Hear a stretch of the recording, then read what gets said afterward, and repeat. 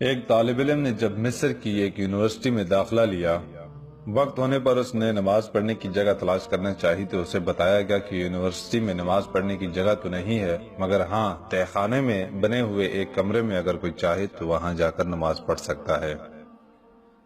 طالب علم یہ بات سوچتے ہوئے کہ دوسرے طالب علم اور اساتذہ نماز پڑھتے بھی ہیں یا نہیں، تہہ خانے کی طرف اس کمرے کی تلاش میں چل پڑا۔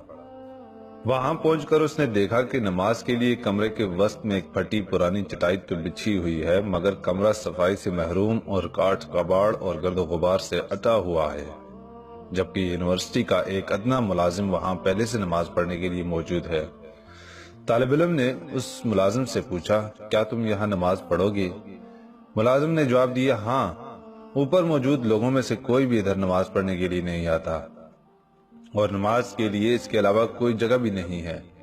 طالب علم نے ملازم کی بات پر اعتراض کرتے ہوئے کہا کہ مگر میں یہاں ہرگز نماز نہیں پڑھوں گا، اور اوپر کی طرف سے سب لوگوں کو واضح دکھائی دینے والی مناسب سی جگہ کی تلاش میں چل پڑا۔ اور پھر اس نے ایک جگہ کا انتخاب کر کے نہایت ہی عجیب حرکت کر ڈالی۔ اس نے بلند آواز سے اذان کہی۔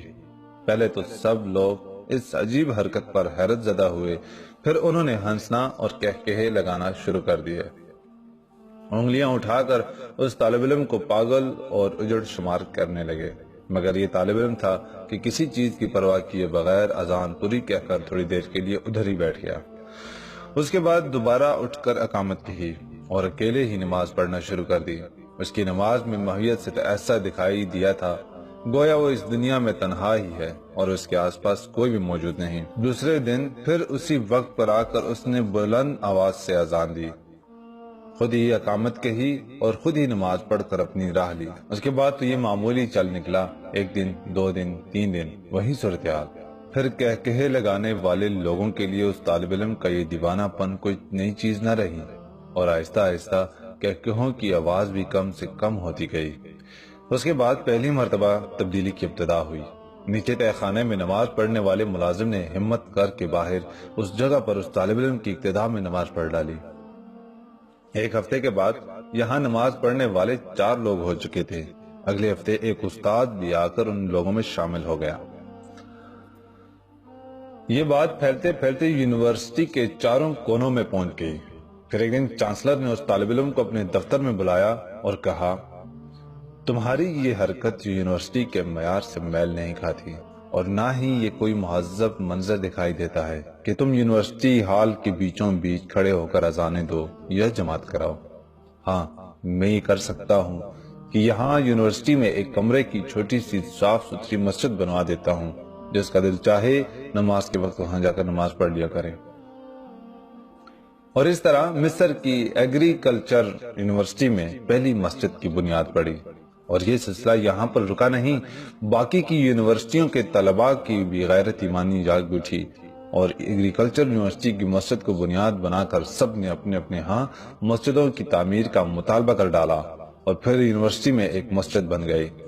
اس طالب علم نے ایک مثبت مقصد کے حصول کو اپنی زندگی کا مقصد بنا لیا، اور پھر اس مثبت مقصد کے نتائج بھی بہت عظیم الشان نکلے، اور آج دن تک خواہ یہ طالب علم زندہ ہے یا فوت ہو چکا ہے، مصر کی یونیورسٹیوں میں بنی ہوئی سب مسجدوں میں اللہ کی بندگی ادا کیے جانے کے عوض اجر و ثواب پا رہا ہے، اور رہتی دنیا تک اسی طرح اجر پاتا رہے گا۔ اس طالب علم نے اپنی زندگی میں کار خیر کر کے نیک اعمالوں میں اضافہ کیا ہے۔ میرا آپ سب سے یہ سوال ہے کہ ہم نے اپنی زندگی میں ایسا کون سا اضافہ کیا ہے تاکہ ہمارے اثر و رسوخ ہمارے گرد نواح کے ماحول پر نظر آئے۔ ہمیں چاہیے کہ اپنے اطراف میں نظر آنے والی غلطیوں کی اصلاح کرتے رہا کریں۔ حق کو صدق کہنے اور کرنے میں کیسی مروت اور کیسا شرمانا۔ بس مقاصد میں کامیابی کے لیے اللہ تبارک و تعالیٰ کی مدد اور نصرت کی دعا مانگتے رہیں، اور اس کا فائدہ کیا ہوگا؟ اپنے لیے اور دوسروں کے لیے سچائی اور حق کا علم بلند کر کے اللہ کے ہاں ماجور ہوں، کیونکہ جس نے کسی نیکی کی ابتدا کی اس کے لیے اجر، اور جس نے رہتی دنیا تک اس نیکی پر عمل کیا اور اس کے لیے اور نیکی شروع کرنے والے کو بھی ویسا ہی اجر ملتا رہے گا۔ لوگوں میں نیکی کرنے کی لگن کی کمی نہیں ہے، بس ان کے اندر احساس جگانے کی ضرورت ہے۔ پیارے دوستو، اگر اس ویڈیو سے آپ کو کچھ سبق حاصل ہوا ہو تو برائے مہربانی ویڈیو کو لائک کر کے شیئر کریں، اور ہمارے ایج آفیشیل چینل کو ضرور سبسکرائب کریں۔ آپ کا بہت بہت شکریہ۔ خدا حافظ۔